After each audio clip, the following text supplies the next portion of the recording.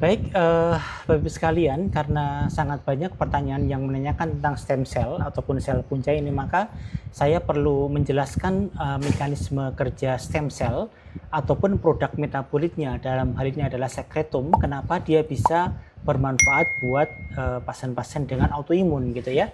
Karena clinical trial kami adalah tentang autoimun, maka saya akan coba jelaskan dengan bahasa yang mungkin mudah-mudahan lebih sederhana gitu ya. Baik, Bapak-Ibu sekalian, kita masuk kepada materi. Yang pertama adalah bagaimana sih stem cell ataupun sekretum tadi itu bekerja. Jadi, seperti yang terlihat pada gambar, ketika stem cell kita masukkan, kita injeksikan, kita suntikan ke dalam tubuh kita, maka stem cell akan masuk ke dalam tubuh kita dan akan ada 3 proses yang terjadi dalam tubuh kita karena stem cell tadi itu. Yang pertama proses homing, yang kedua proses paracrine effect, yang ketiga adalah proses imunomodulasi. Jadi 3 hal ini yang akan menjadi kerja yang utama dari stem cell dalam tubuh kita itu gitu. Yang pertama tentang homing. Apa itu homing? Homing adalah ketika sel tadi dimasukkan dalam tubuh kita, maka sel akan mencari tempat yang memang perlu untuk dihinggapi stem cell tadi. Tempat-tempat yang berpenyakit, tempat-tempat yang ada masalah, maka akan didatangi oleh stem cell dan stem cell tadi akan menempel di situ yang disebut dengan homing, ya. Di mana tempat itu? Tempat itu adalah tempat-tempat yang paling mengalami gangguan gitu. Semakin akut, artinya semakin masih baru gangguannya, maka akan semakin lebih ditempeli oleh stem cell tadi itu, oleh sel tadi. Jadi ketika ada gangguan di ginjal, maka sel tadi akan menuju kepada ginjal, akan nempel di ginjal. Ketika ada gangguan di liver, maka akan nempel di liver. Ketika ada gangguan di pankreas, maka akan nempel di pankreas dan seterusnya. Tetapi ingat bahwa ketika ada gangguan yang lebih akut, lebih baru, maka itu yang lebih disukai stem cell untuk ditempeli gitu. Maka berapa banyak orang-orang yang ingin sebetulnya memperbaiki ginjal, tapi karena ada infeksi saluran pernafasan akut di paru-paru misalnya, maka selnya tidak nempel ke ginjal, tapi malah nempelnya di paru-paru gitu. Dan dibuktikan ternyata tempat yang paling banyak ditempeli selnya tadi itu adalah bekas suntikan kita. Karena bekas suntikan kita kan radang juga kan, radang, dan itu radang yang paling baru gitu, maka akan banyak nempel di situ gitu. Maka ini menjadi masalah. Sehingga para ahli kemudian mencoba memasukkan sel stem tadi itu ke tempat langsung tanpa melalui peredaran darah. Jadi ada yang melalui kateterisasi ya, kateterisasi kemudian sampai kepada depan organ yang dituju, kemudian disemprotkan di situ, atau langsung dibuka perutnya di laparotomi, ditempel sel di situ misalnya. Maka ada berbagai macam cara. Yang penting biar dia menempel pada organ yang kita inginkan, tidak di mana-mana. Jelas ya? Yang pertama adalah proses homing. Dan setelah homing tadi itu, maka kemudian stem cell tadi akan mengeluarkan sekretum, mengeluarkan cairan yang seperti saya sampaikan di sebelumnya, yang berisi growth factor, sitokin, kemokin, exosome, dan lain sebagainya.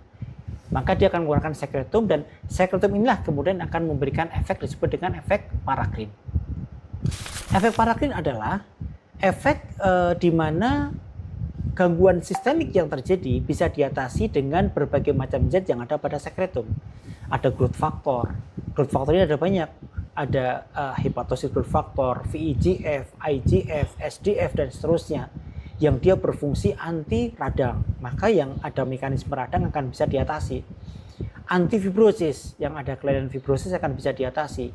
Imunomodulasi, menyeimbangkan sistem imun, maka autoimun kenapa bisa membaik? Karena ada imunomodulasi efek dari sekretum ini gitu. Jelas ya? Kemudian ada efek-efek yang lain. Ini disebut dengan paracrine effect ya. Ada neoangiogenesis, kemudian ada anti-apoptosis, dan seterusnya. Maka kenapa sih kok bisa baik dengan pemberian sekretum ini? Karena kandungannya sangat banyak dan itu berfungsi menyeimbangkan sistem imun, anti radang, anti fibrosis, anti kematian sel, dan lain sebagainya. Maka ini menjadi lebih baik.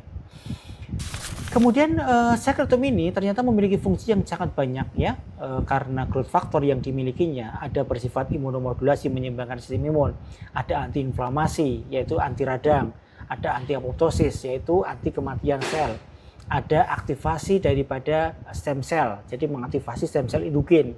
Jadi kita punya stem cell dalam tubuh kita nih yang tidak aktif, diaktifkan kembali dengan menggunakan sekretum ini gitu ya. Neoangiogenesis, dia akan membuat pembuluh darah baru untuk menuju kepada tempat yang sudah rusak tadi. Karena kalau sudah rusak tempatnya, biasanya pembuluh darahnya menjadi rusak nih, maka dia mencari jalan lain gitu ya. Tissue regeneration, dia akan meregenerasi sel-sel yang rusak tadi menjadi baru kembali gitu ya. Antifibrosis, yaitu penyakit yang mekanisme dasarnya fibrosis akan bisa baik dengan menggunakan stem cell ini. Kemudian selain itu, sekretum juga memiliki extracellular vesicle yang di dalamnya ada eksosom. Mungkin kita sudah sering dengar eksosom dijual bebas ya. Maka eksosom ini berfungsi, yang pertama dia antioksidan yang sangat baik. Kerusakan tubuh kita ini paling banyak ditemukan karena stres oksidatif gitu ya. Karena ada oksidan yang terlalu berlebihan. Maka bisa dicegah dengan antioksidan. Dia anti apoptosis, kematian sel bisa dicegah dengan eksosom ini. Kemudian cell to cell communication, dia bisa berkomunikasi dengan stem cell endogen agar stem cell kita menjadi aktif kembali gitu ya. Dan kemudian ada immunological tolerance, dia bisa menyeimbangkan sistem imun yang sudah rusak dalam tubuh kita. Itu adalah mekanisme utamanya. Terus bagaimana pada pasien autoimun? Nah, kita lihat di slide ini ya. Sekretum tadi itu memiliki efek yang sangat banyak. Salah satu adalah adanya beberapa growth factor yang dia akan menghambat proliferasi sel T dan menghambat proliferasi sel B. Kita lihat di sini, sel T dan sel B sebenarnya dihambat proliferasi. Jadi sel T dan sel B yang autotoksik yang menyerang tubuh kita dihambat gitu. Kemudian meningkatkan apoptosis sel T dan sel B, dimatikan ya. Kemudian yang kedua, dia pada T regulator dia akan mengaktifasi T regulator. T regulator ini fungsinya adalah untuk menyeimbangkan T helper gitu. Sehingga menjadi seimbang, tidak banyak ke arah T helper 2 yang akan memproduksi sel B yang berlebihan gitu ya.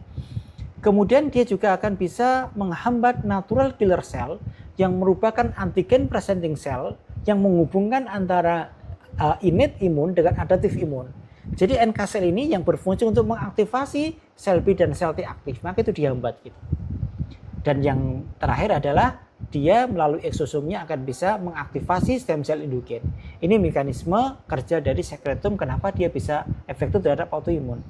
Sehingga memang banyak kasus di autoimun bisa dihilangkan ataupun dikurangi keluhannya walaupun tidak menyembuhkan total ya, karena itu masih masalah genetik. Jadi sekretum ataupun stem cell tidak menyembuhkan total autoimun, hanya mengatasi keluhan-keluhan di perifer. Radangnya dikurangi ya, nyeri sendinya berkurang, kualitas hidupnya meningkat, lemesnya berkurang, itu dengan menggunakan sekretum melalui mekanisme kerja yang tadi. Tetapi ini pun harus dibutuhkan penelitian lebih lanjut lagi, apakah betul seperti ini atau tidak gitu ya, supaya menjadi sebuah penelitian yang valid sehingga akan bisa menghasilkan sebuah guideline yang baku tentang pemberian sekretum ataupun stem cell pada pasien dengan autoimun.